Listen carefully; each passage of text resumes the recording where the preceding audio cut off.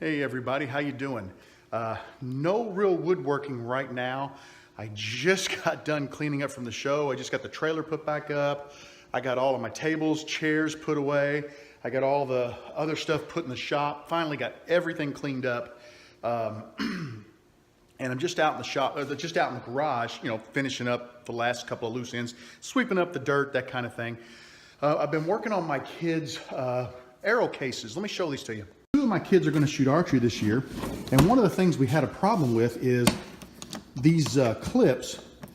They have little plastic tips on them and they broke off, and you'll notice if you look real close, mine now have metal clips on them. What I did, I don't know if you can see the bottom of this, sorry about losing you in the frame, there we go.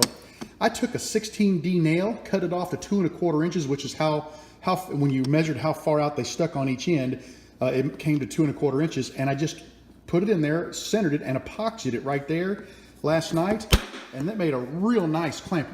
Two of them were broken on these two cases. I got these cases used last year, and something else neat, this case right here had a painting on it. You know how like when you go to Florida or stuff and they got the airbrush people in the malls and everything?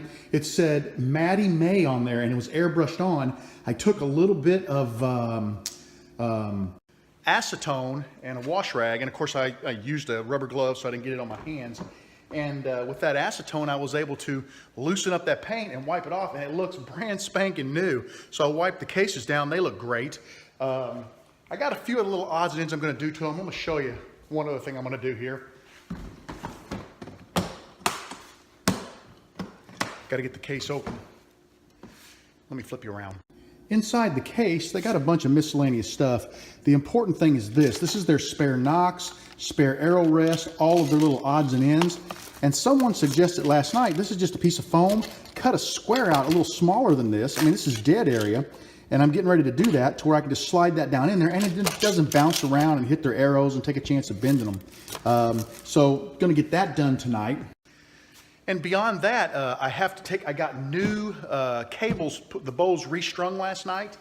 And tonight, I'm meeting another one of the coaches who is going to put the knock points on. I've got the string for the knock points.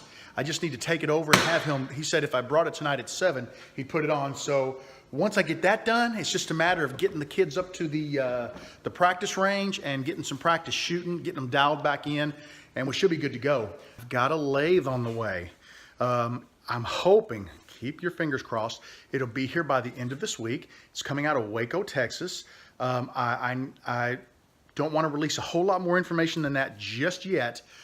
If it makes it here, I hope it makes it by Friday. I'm keeping my fingers crossed because next week is Thanksgiving week, and I'm taking Monday, Tuesday, and Wednesday off work, and of course Thursday and Friday are the holiday, so I'm off work all week. So if it makes it, I'll have a chance to get it set up, play with it, learn it, and maybe get a video or something out for you guys.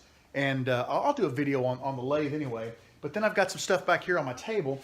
I need to do 2 seam rippers out of Kentucky coffee. Kentucky coffee wood used to be the official tree of Kentucky until like 1999, I think it was. And they made it the tulip poplar, and I may be wrong on the year. I've got 2 seam rippers to do there. I've got to get this Masur birch. I'm doing a special pin, and it's called a Reinhardt for a gentleman in Sweden. And I've owed that to him for a while. I told him it would be a while because I had the show coming up. He was very understanding, and now my lathe is down.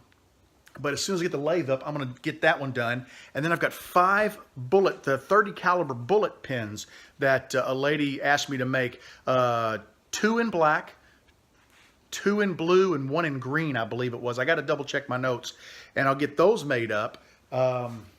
So that's all that I have to make on the lathe. Beyond that, I have been asked, I'll bet you 24 times, are you going to do a video on bottle stoppers? So I am going to take the time, once I get the lathe set up and get a little comfortable with it, I'm going to try to do a bottle stopper video and show you guys how I was doing those inset pieces. It's really, really simple. When you see it, you're going to think, oh my God, I can't believe it was that easy. But I'm going to do that for you guys.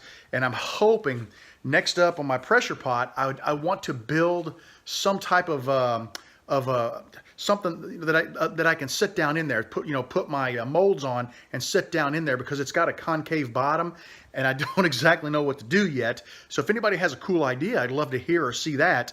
But I'm going to build something for that, just a tray where I can put it in, and the tray will have a top on it, and so the air coming in the top doesn't hit the resin. It's dispersed when it hits the top of the tray. And it may have like one or two shelves, like a bottom shelf and a middle shelf maybe, because I won't be casting a lot at one time, at least not up front. Later on, I can always do more if I get better at it, but I want to do something simple. So that's going to be the next thing. So this coming week, I'm hoping to work on my new lathe, get these things turned, a bottle stopper video, and a tray for my pressure pipe. That's all I got for you. I got to get up to the school and get the knock points put on my bows. Have a great evening. I'll talk to you soon. Take care.